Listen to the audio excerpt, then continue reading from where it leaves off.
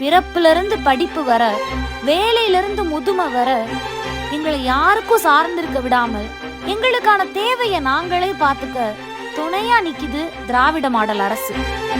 இந்த தைரியம் எங்களுக்கு நேத்து ராத்திரிலாம் வரல.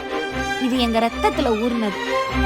எங்க தாத்தா பெரியார் விதைச்ச விதை, எங்க அண்ணா, எங்க கலைஞர், எங்க ஸ்டாலின் போட்ட சட்டம். ஏன்னா இது எங்களுக்கான காலம். இது திராவிட மாடல் காலம்.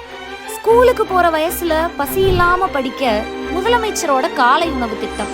ஸ்கூல் முடிஞ்சதும் படிச்சது போதுமான்னு சொன்ன காலம் போய் கவர்மெண்ட் ஸ்கூல்ல படிச்சு காலேஜ் போறியா, மாசம் 1000 ரூபாய் உங்க பேங்க் அக்கவுண்ட்ல வரவு வைக்கிற புதுமை பெண் திட்டம். உலகத்தை எதிர்த்து நிக்க நம்ம ஸ்கில்ஸை வளர்த்துக்கணும்.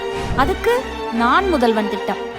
வேலை தேடணும், வேலைக்கு போகணும்னு சொந்த ஊரை விட்டு டவுனுக்கு வந்தா சேஃபா தங்குறதுக்கு தோழி ஹாஸ்டல். சரி, வேலைக்கும் போயாச்சு. ஆனா சம்பளத்துல பாதி பஸ் சார்ஜுக்கே போகுதா? அதுக்கும் கவலைப்படாதீங்கன்னு சொல்ற மாதிரி விடியல் பயணம். வீட்டுக்காக உழைக்கிற உழைப்புக்கு லீவே கிடையாது. காலையில ஆரம்பிச்சு ராத்திரி வரைக்கும். ஆனா நீ வீட்டுல சும்மா தானே இருக்க அப்படின்னு கேக்குற சமூகத்துல அங்கீகாரமா வந்ததுதான் கலைஞர் மகளிர் உரிமை தொகை.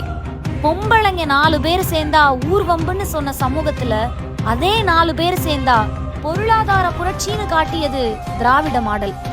மகளிர் சுய உதவி குழுக்கள் தர்மபுரியில கலைஞர் போட்ட விதை.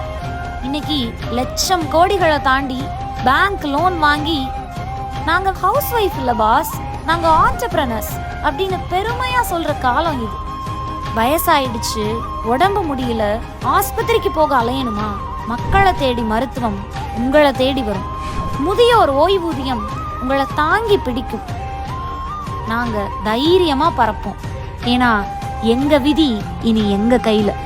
We do not want to be saluted. We do not want to be put on pedestals. We do not want to be worshipped. We do not want to be called mothers. We don't want to be your sisters, your wives. We want to be respected as equals.